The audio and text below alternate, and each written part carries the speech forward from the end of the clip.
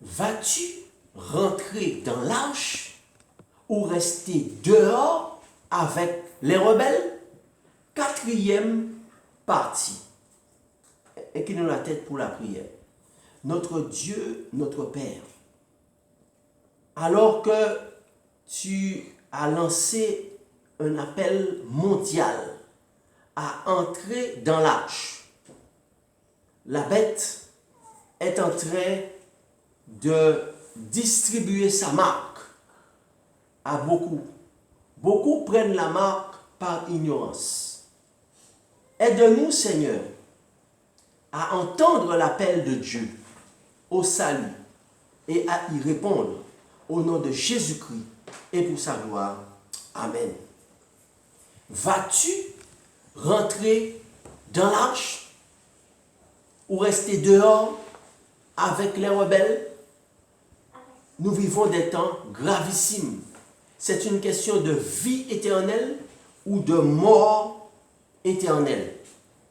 Car Jésus-Christ a déclaré, ce qui arriva du temps de Noé arrivera de même à l'avènement du Fils de Dieu. C'est pourquoi le Seigneur nous parle et nous allons considérer justement ce qui s'est passé à l'époque de Noé. Eh bien, que représente l'arche pour nous aujourd'hui? Que représentait l'arche? Que représente Noé? Que représente la pluie? Que représente la famille de Noé? Et que représentent les rebelles? Nous avons vu que l'arche représente le royaume des cieux. Et le Seigneur Jésus-Christ, dans son amour, nous dit, entre dans l'arche. C'est le moment d'entrer dans l'arche. Que représente Noé? Nous avons vu que Noé représente le Saint-Esprit. Noé était le représentant du Saint-Esprit qui invitait toute l'humanité à entrer dans l'arche et à le suivre. Noé, qui représentait le Saint-Esprit. Nous avons vu qu'on représente la pluie. La pluie représente les 7 derniers fléaux qui vont tomber sur les rebelles qui refusent l'amour de Dieu, qui ont refusé l'appel du Saint-Esprit à rentrer dans l'arche. Et aujourd'hui, nous allons voir que représente la famille de Noé. Eh bien, à l'époque de Noé, la parole de Dieu nous dit dans Genèse chapitre 6 et le verset 9, « Voici la postérité de Noé. Noé était un homme juste et intègre dans son temps. Noé marchait avec Dieu. » Et je dis amen à cela. Noé engendra 3 fils, Sem, Cam et Japheth. Ensuite, nous lisons Genèse chapitre 6 au verset 17.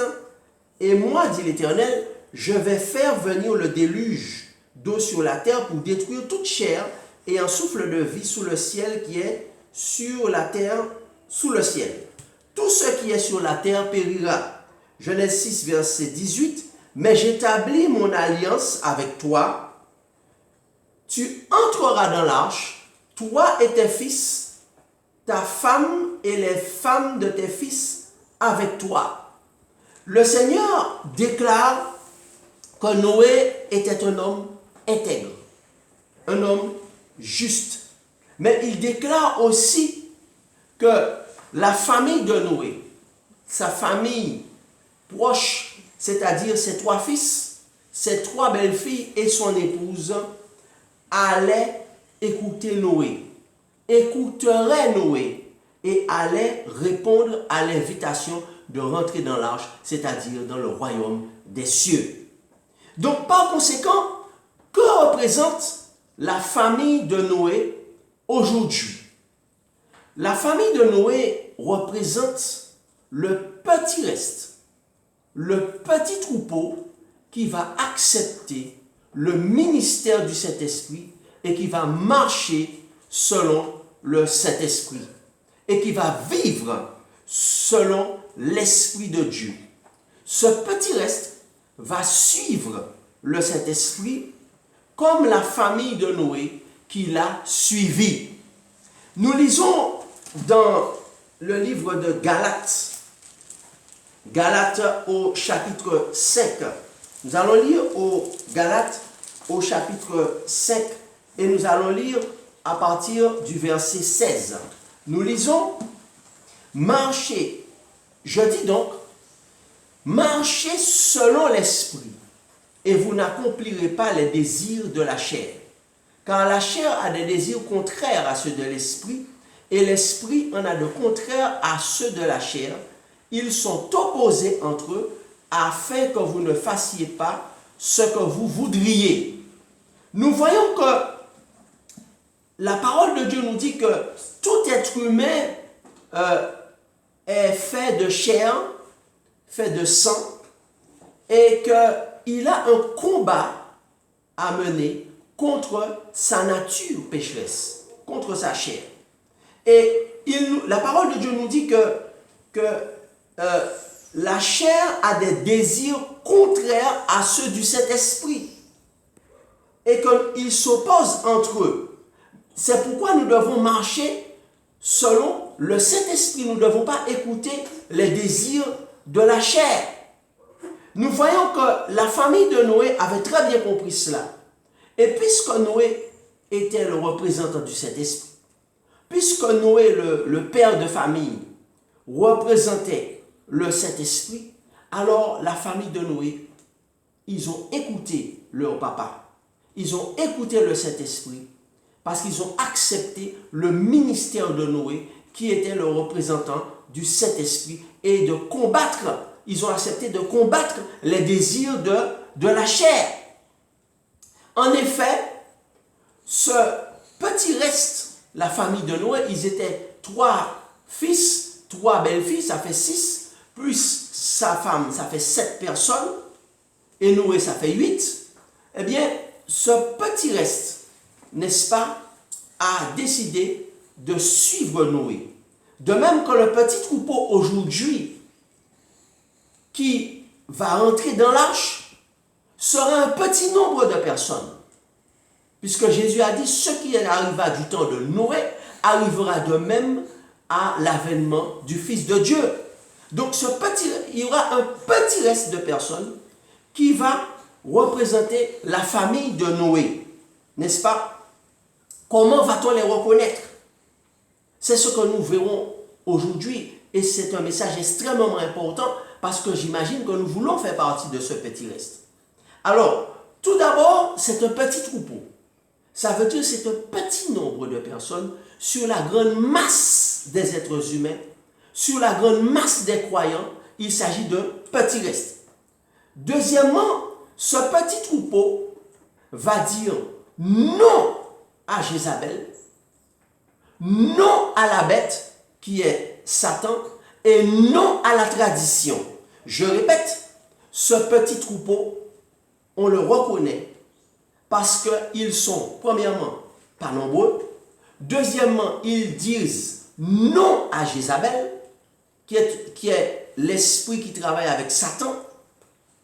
Ensuite, ils disent non à Satan, la bête. Et troisièmement, ils disent non à la tradition des hommes.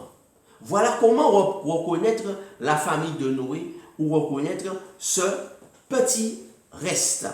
Ce petit troupeau aura Jésus-Christ comme modèle et exemple.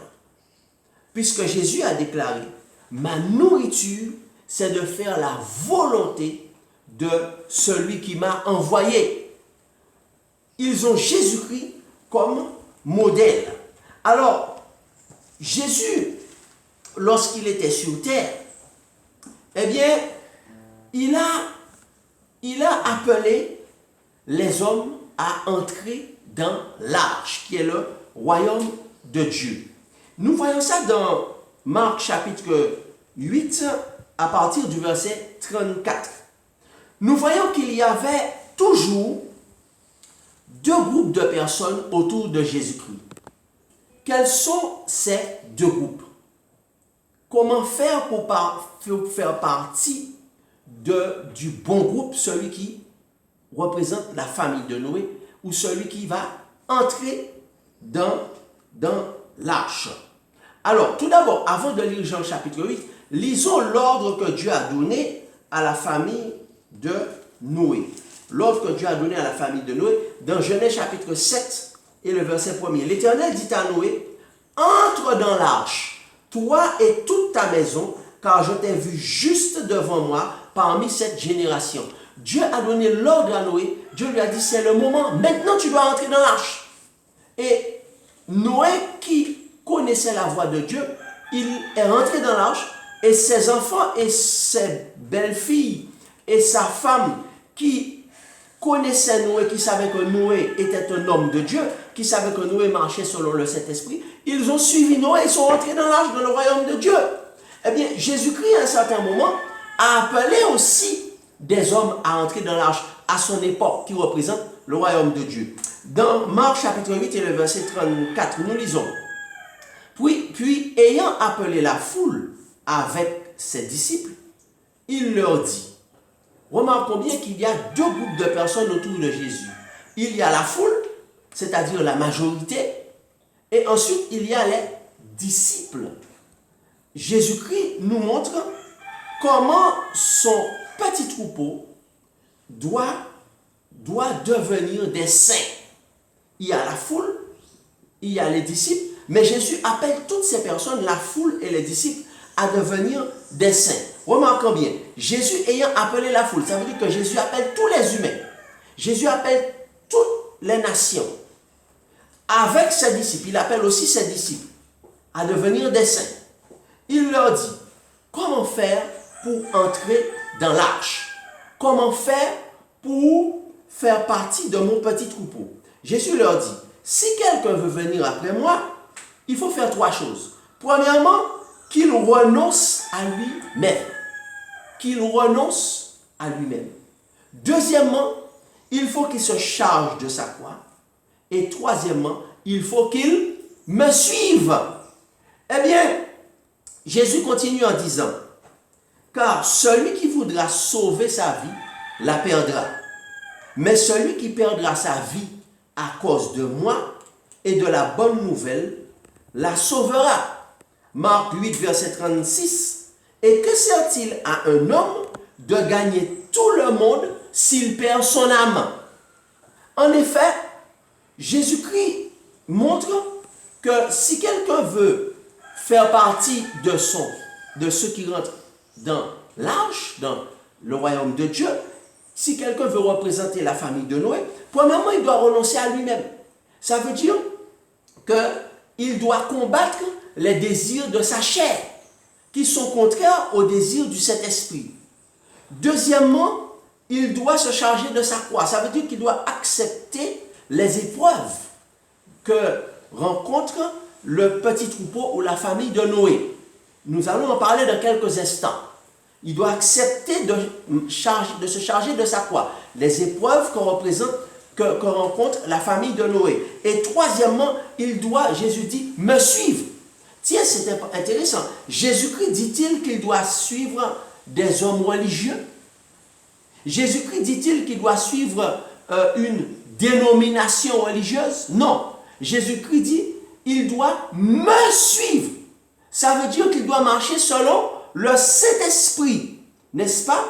Et nous voyons cela, nous allons voir ça dans l'un des chapitres les plus importants de la Bible, dans le chapitre d'Apocalypse 14. Nous lisons dans Apocalypse chapitre 14 la caractéristique de ceux qui rentrent dans l'arche, ceux qui représentent la famille de Noé. Apocalypse chapitre 14, et nous lisons au verset 3, et ils chantent un cantique nouveau devant le trône et devant les quatre êtres vivants et les vieillards, et personne ne pouvait apprendre le cantique si ce n'est les 144 000 qui avaient été rachetés de la terre. Verset 4, Apocalypse 14, verset 4, ce sont ceux qui ne se sont pas souillés avec des femmes. C'est un langage prophétique. Les femmes représentent les églises. La Bible dit qu'ils n'ont pas accepté les souillures des femmes. Ils ne se sont pas souillés avec des femmes, car ils sont vierges. Vierges spirituellement, ça veut dire qu'ils sont purs spirituellement. Ils sont purs doctrinalement. Et il continue, Apocalypse 14, verset 4, le Seigneur Jésus-Christ déclare, ils suivent l'agneau. Ils suivent qui? Les dénominations. Ils suivent l'agneau partout où il va. Ils ont été rachetés d'entre les hommes comme les prémices pour Dieu et pour l'agneau. Verset 5. Et dans leur bouche, il ne s'est point trouvé de mensonge, car ils sont irrépréhensibles. Et je dis amen à cela. Donc, Jésus-Christ nous dit que la famille de Noé, ils suivent l'agneau. Ça veut dire le Christ, partout où il va. N'est-ce pas? Alors, nous voyons que l'objectif de ce petit troupeau, n'est-ce pas, c'est de vivre avec Jésus. Les choses de la terre ne sont pas importantes pour eux. On remarque bien que, eh bien, ce petit reste va dire non à Satan et oui à Jésus. Parce que Jésus a déclaré dans Marc 8, au verset 35, « Celui qui voudra sauver sa vie, la perdra. » N'est-ce pas? Donc, et ils vont dire, ah oui, mais moi, je veux bien suivre l'agneau partout où il va. Je veux bien marcher selon le Saint-Esprit, mais je risque de perdre mon travail. Je risque de perdre des avantages de la terre. Je risque de perdre mon emploi. Je vais perdre des avantages de la terre. Qu'est-ce que je vais donner à manger à mes enfants? Jésus-Christ déclare que celui qui voudra sauver sa vie, en définitive, c'est lui qui la perdra. Parce que Jésus-Christ a dit au petit troupeau, ne crée pas petit troupeau, car le Seigneur a jugé bon de te donner le royaume. Le Seigneur a dit, je prendrai soin de toi. N'est-ce pas? Jésus-Christ a dit à ses disciples, après, vous qui m'avez suivi, avez-vous manqué de quelque chose? Avez-vous manqué de nourriture un jour? Avez-vous manqué de vêtements? Non! Jésus-Christ dit que celui qui voudra justement écouter Jézabel, écouter Satan, la bête, pour garder les avantages de la terre, eh bien, il va vouloir suivre la foule. Jésus-Christ dit que c'est lui qui perdra sa vie et perdra également la vie éternelle. Mais celui, dit Jésus, qui perdra sa vie à cause de moi, ça veut dire qu'il va accepter de porter sa croix, eh bien, celui-là la retrouvera en Marc chapitre 8 et le verset 35. Et que sert-il à un homme de gagner tout le monde s'il perd son âme? Alors, Jésus-Christ nous dit que il nous faut faire un choix aujourd'hui. Un choix entre faire partie, rester dans la foule, faire partie de la majorité, de la masse, de ceux qui veulent sauver leur vie, qui veulent sauver leur emploi pour des avantages terrestres, qui vont accepter de prendre la marque de la bête, qui vont accepter la tradition, n'est-ce pas? Ou de faire partie de ce petit reste des saints qui, au contraire, vont écouter l'appel de Jésus-Christ à rentrer dans l'arche. Et qui vont faire comme la famille de Noé et qui vont rentrer dans l'arche. Jésus-Christ déclare, que sert-il à un homme de garder son travail, de garder son poste, de rester apprécié de la foule? Il dit de gagner le monde. Qu'est-ce que ça veut dire gagner le monde? Ça veut dire gagner l'approbation des hommes s'il perd son âme. Parce que le plus important, n'est-ce pas, de sauver son âme? Alors, la parole de Dieu nous dit que ce petit reste, n'est-ce pas, sera détesté par la foule et incompris par eux. Lorsque la famille de Noé a décidé de rentrer dans l'arche, la foule les a traités de fous. Imaginez-vous que la foule a vu la famille de Noé rentrer dans l'arche, ils ont dit, mais ces gens-là, ils sont fous. Regardez, ils sont en train de tourner le dos à des avantages matériels. Ils sont en train de tourner le dos à un travail. Ils sont en train de tourner le dos à de la nourriture. Pourquoi? Pour le royaume de Dieu, non, ils vont mourir de cette arche. Mais n'aie pas peur, petit troupeau. N'aie pas peur. Rentre dans l'arche, te dit Jésus-Christ, car je suis avec toi. Alléluia. La famille de Noé n'est pas une église visible.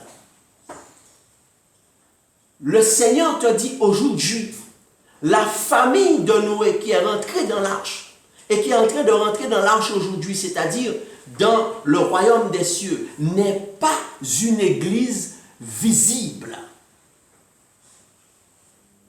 Car Jésus déclare, ce sont ceux au contraire qui ne se sont pas souillés avec les femmes, qui disent non à la tradition des hommes.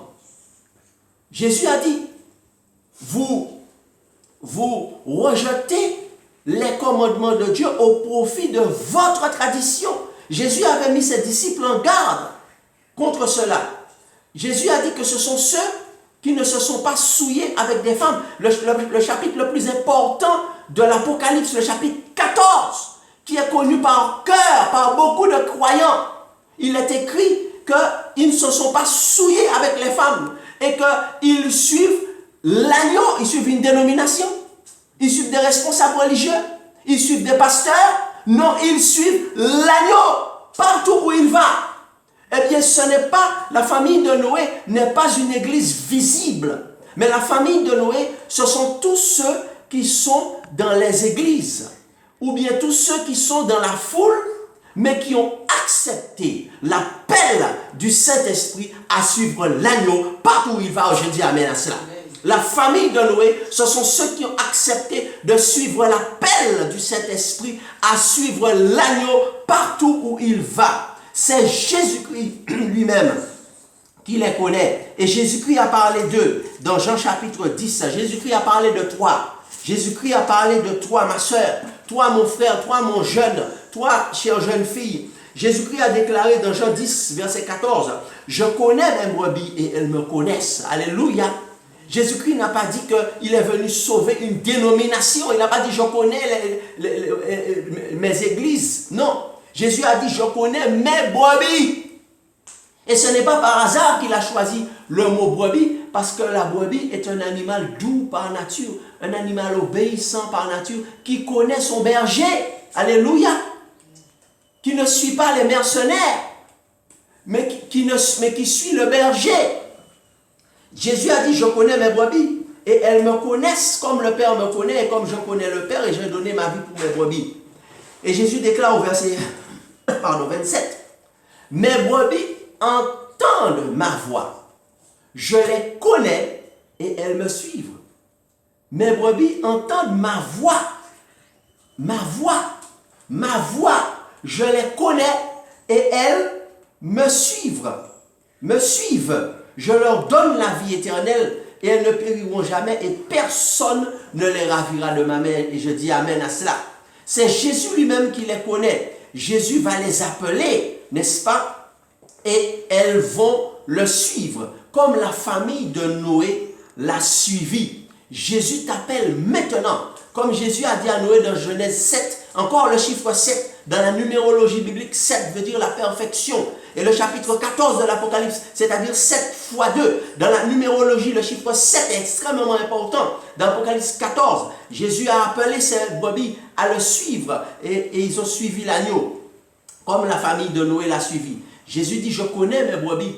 Le verbe ginosko en grec, ça veut dire une relation proche, une relation intime. Veut dire que j'ai une relation intime avec eux. Une relation personnelle avec mes brebis. Elles vont entendre ma voix, dit Jésus, et elles vont me suivre. Que représente le mot famille de Noé? Cela veut dire qu'on a une relation profonde et intime avec sa famille seulement.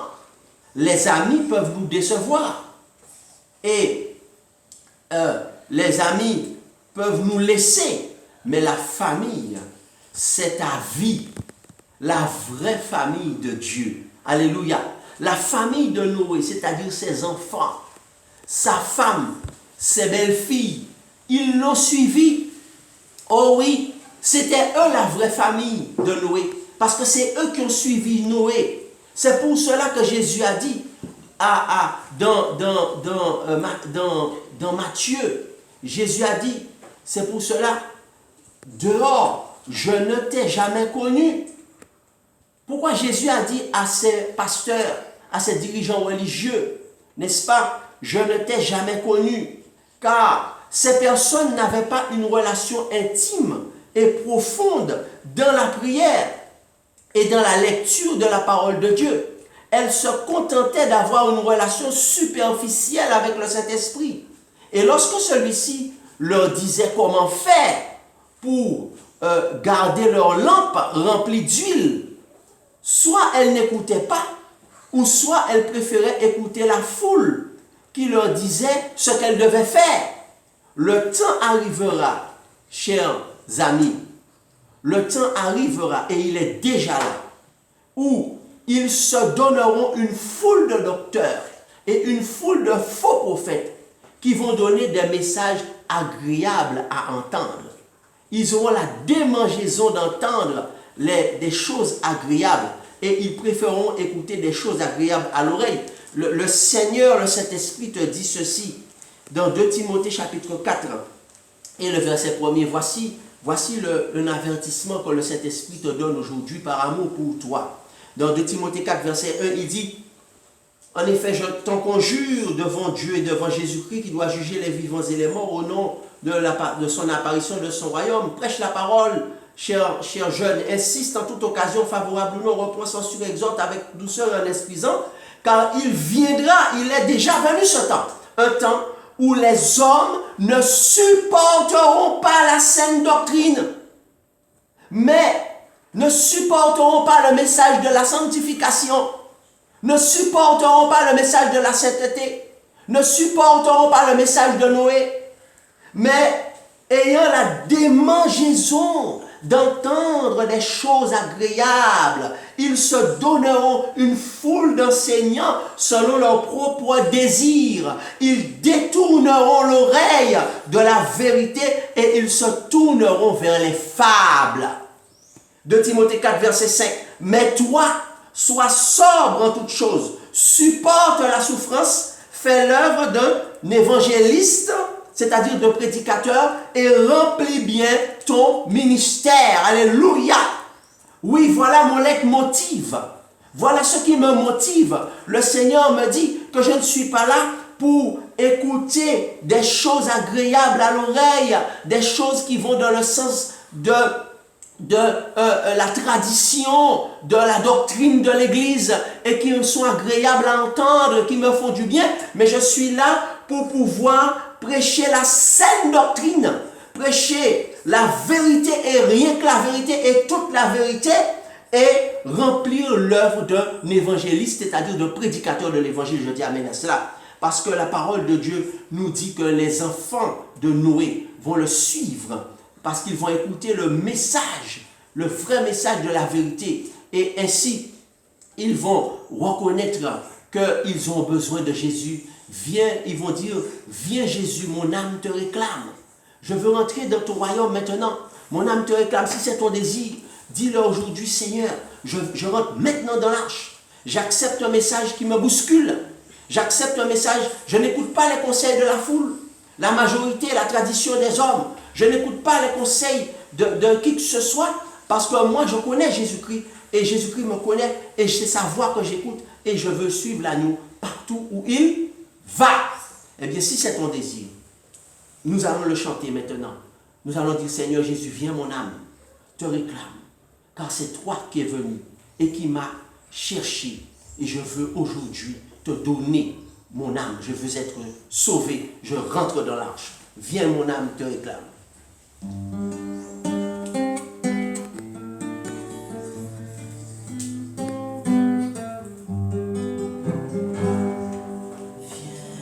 mon âme te réclame, car c'est toi qui m'as cherché pour te suivre. Je te livre mon cœur avec son péché. Viens mon âme te réclame, mon bonheur est tout à